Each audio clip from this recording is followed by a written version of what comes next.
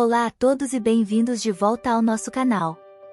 Hoje, vamos mergulhar profundamente em um tópico importante, a jornada da fé e dedicação a Deus. Abordaremos princípios essenciais que moldam uma vida consagrada. Sem mais demora, vamos direto ao conteúdo e explorar como podemos fortalecer nossa conexão com o divino. Vamos lá! A Bíblia nos oferece muitos ensinamentos sobre nossas ações e eventos futuros. No entanto, existe um versículo que é frequentemente chamado de o mais impactante da Bíblia, Mateus, capítulo 7, versículo 23. Neste versículo, Jesus diz: "E então eu declararei publicamente, nunca vos conheci, afastai-vos de mim, vós que praticais a iniquidade." Essas palavras são parte do famoso Sermão da Montanha de Jesus, onde ele falou sobre os corações das pessoas. Ele escolheu seus discípulos como sua audiência e concluiu o sermão enfatizando a importância da obediência aos seus mandamentos. Jesus estava mostrando que a mera profissão de fé religiosa, por mais impressionante que seja, não é suficiente para garantir um lugar no céu. O que é crucial é viver de acordo com os ensinamentos de Cristo. Além disso, Jesus enfatizou que todo julgamento está nas mãos dele. Ele tem o poder de determinar os termos da vida e da morte e julgar as pessoas de acordo com esses termos. Esta é uma declaração solene de sua autoridade. Portanto, o versículo de Mateus, capítulo 7, versículo 23, nos lembra da importância de não apenas professar nossa fé, mas também de viver de acordo com ela. É uma mensagem poderosa sobre a obediência aos ensinamentos de Cristo. Devemos reconhecer Cristo como nosso mestre em nossas palavras e ações, garantindo que nossos comportamentos e profissões estejam alinhados com essa crença. Quando oramos a Deus ou conversamos com outras pessoas, comumente nos referimos a Cristo como Senhor, o que é apropriado, já que Ele é nosso Senhor. Contudo, não basta simplesmente usar este termo como uma formalidade e esperar que isso nos conceda a entrada no céu. Deus conhece nossos corações e deseja a verdadeira substância, não apenas demonstrações externas de respeito. Os homens costumam trocar elogios, mas estes são apenas gestos educados e não atos reais de serviço. Portanto, eles não podem ser considerados valiosos aos olhos de Cristo. Embora possa parecer persistente perguntar repetidamente por algo em oração, não faz sentido se nossos pensamentos íntimos e sentimentos não se alinham com nossas palavras externas. Em tais casos, não passamos de um instrumento barulhento sem qualquer propósito real. Lemos no contexto de Mateus, capítulo 7, versículo 22, na Bíblia Amplificada: "Muitos me dirão neste dia, quando eu os julgar: Senhor, Senhor, não profetizamos em teu nome e expulsamos demônios em teu nome e fizemos muitos milagres em teu nome?"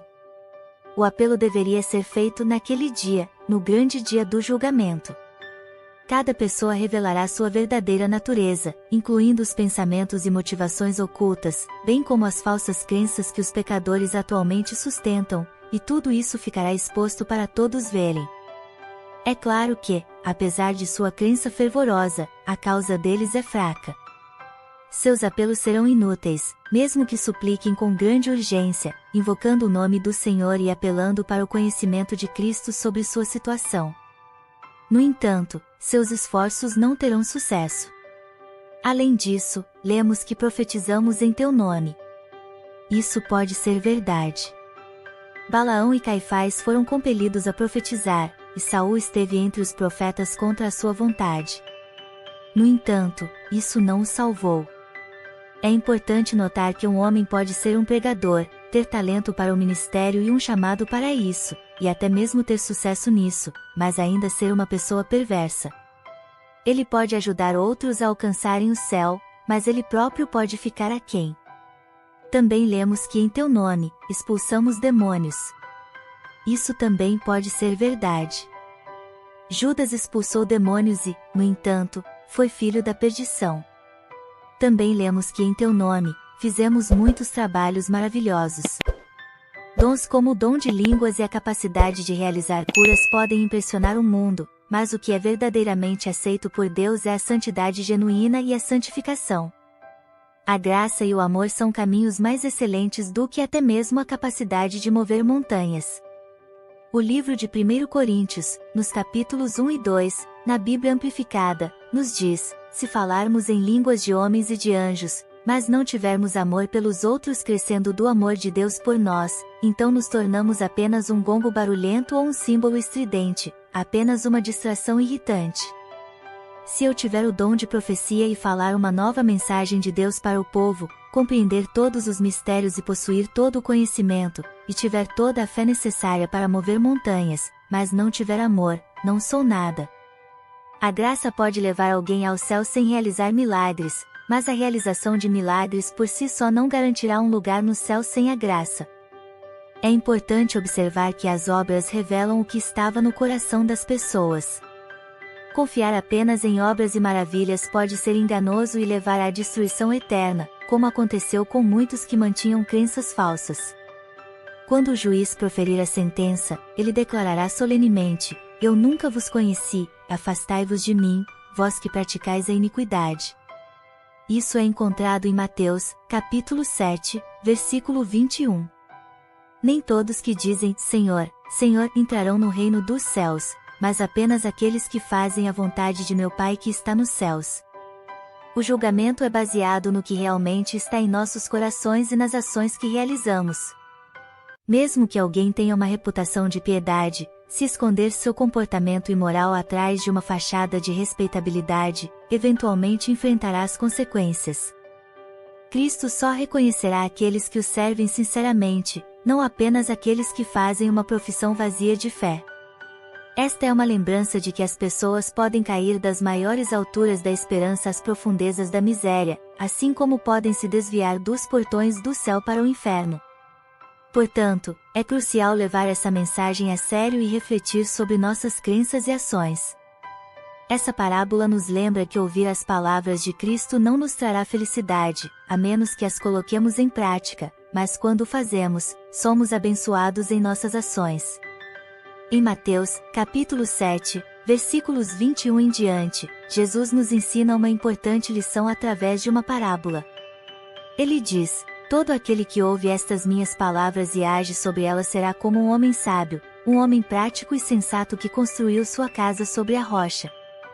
A chuva caiu, vieram as inundações e as torrentes, os ventos sopraram e bateram contra aquela casa, mas ela não caiu, porque estava fundamentada sobre a rocha. Por outro lado, aquele que ouve estas palavras e não as pratica será como um homem tolo que construiu sua casa na areia. A chuva caiu, vieram as inundações e as torrentes, os ventos sopraram e bateram contra aquela casa, e ela caiu, e a queda foi grande e completa. Aqui, Jesus divide os ouvintes de sua palavra em dois grupos, aqueles que ouvem e agem de acordo com suas palavras, e aqueles que apenas ouvem, mas não praticam. Cristo está enfatizando que ouvir suas palavras não é suficiente, é necessário obedecer e agir de acordo com elas. Não basta apenas ouvir, compreender, lembrar ou falar sobre as palavras de Cristo. Devemos pô-las em prática. Lucas capítulo 11 versos 28 diz: bem-aventurados são aqueles que ouvem a palavra de Deus e a observam continuamente. Em João capítulo 13 versos 17, Jesus diz: se vocês sabem estas coisas, são bem-aventurados, felizes e favorecidos por Deus, se as praticarem fielmente. E em Mateus capítulo 12 versos de número 50, ele afirma: quem faz a vontade de meu Pai que está nos céus, este é meu irmão, minha irmã e minha mãe. Aqueles que apenas ouvem as palavras de Cristo e não as praticam estão no caminho para o céu, mas não alcançarão seu destino. A lição geral desta parábola é clara: a única maneira de garantir nosso lugar na eternidade é ouvir e obedecer às palavras do Senhor Jesus, como encontradas em seu Sermão da Montanha. Devemos considerá-las sagradas e práticas, assim como Maria, que se sentou aos pés de Jesus em sujeição, dizendo: fala, Senhor, porque o teu servo ouve. Devemos priorizar nossa morada no céu e certificar-nos de sermos recebidos nas moradas eternas quando nossos momentos finais chegarem. Muitos negligenciam essa prioridade, preocupando-se principalmente com construções e aquisições terrenas, como se fossem viver eternamente neste mundo. No entanto, Cristo é a base sólida na qual devemos fundar nossas esperanças para o céu. É um erro tolo depositar nossas esperanças em qualquer outra coisa além de Cristo. Algumas pessoas confiam em sua prosperidade terrena, outras em sua profissão religiosa e nos privilégios que possuem, bem como em suas ações externas. Isso é inútil, pois tudo além de Cristo é instável como a areia. Devemos lembrar que mesmo o nosso Senhor onisciente reconhece que há um tipo de conhecimento que diz respeito a relacionamentos pessoais, mais do que ao conhecimento intelectual. Nós podemos ler em Mateus capítulo 7, versículos 28 e 29. Quando Jesus acabou de falar estas palavras na montanha, as multidões ficaram maravilhadas com o seu ensino, pois ele os estava ensinando como alguém que tinha autoridade para ensinar inteiramente por sua própria vontade e não como seus escribas que confiavam em outros para confirmar sua autoridade. O ensino de Jesus, como o sermão da montanha, revela sua autoridade como Mestre e Senhor. Ele não ensinava como os escribas, que apenas repetiam tradições e dependiam de outros para validar sua autoridade. Jesus falava com autoridade, como alguém que podia dizer haja luz e a luz aconteceria. Quando Cristo ensina em nossas almas por meio de seu Espírito, ele o faz com autoridade, e suas palavras são comandos. Nossa maior prioridade deve ser servir a Deus de acordo com sua vontade, em vez de impormos nossos próprios termos. Como Saulo aprendeu, a obediência é mais importante que o sacrifício. Devemos lembrar a diferença entre fazer a vontade de Deus e buscar nossos próprios caminhos. Muitos afirmam ter seguido a vontade de Deus, mas apenas para ouvir dele: afasta-te de mim. Portanto, venha com submissão reverente, entendendo que a palavra de Deus nos oferece uma visão profunda de como Jesus orou. Busquemos obedecer a Deus em espírito e verdade, seguindo sua vontade conhecida. A única maneira de garantir a nossa salvação é ouvir e cumprir as palavras de Jesus. Como a parábola ensina, devemos construir nossas vidas sobre a rocha sólida que é Cristo, obedecendo à sua vontade em todas as coisas. Como você mencionou, não estávamos lá para ver, mas temos a Bíblia como nosso guia. Em Hebreus capítulo 5, versículo 7, lemos sobre os dias da vida terrena de Jesus, onde ele ofereceu orações e súplicas com lágrimas fervorosas a Deus, aquele que sempre foi capaz de salvá-lo da morte. E Jesus foi ouvido devido à sua submissão reverente a Deus, sua impecabilidade e sua determinação infalível de fazer a vontade do Pai.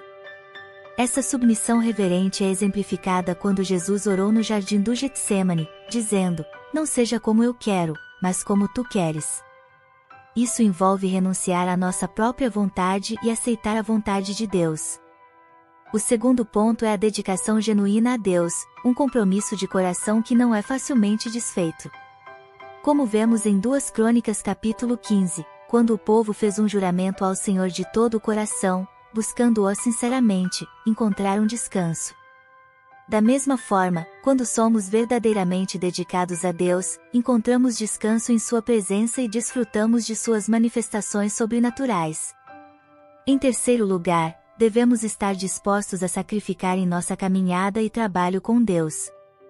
A mordomia com Deus muitas vezes exige sacrifícios, incluindo nosso tempo, habilidades, energia e recursos para avançar o reino de Deus na terra.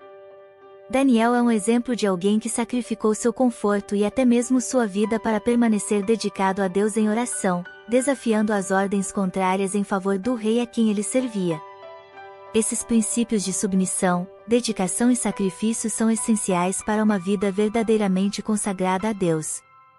Eles nos ajudam a crescer em intimidade com Ele e a experimentar o descanso e as bênçãos que vêm da verdadeira dedicação ao nosso Senhor. E isso é tudo para o nosso vídeo de hoje. Espero que você tenha encontrado esta discussão tão inspiradora quanto nós. Se você gostou deste conteúdo e deseja ver mais vídeos sobre fé e espiritualidade, não se esqueça de deixar seu like, compartilhar com seus amigos e familiares, e claro, comentar suas reflexões e experiências. Sua interação é muito importante para nós. Continuem firmes em sua jornada espiritual e até o próximo vídeo.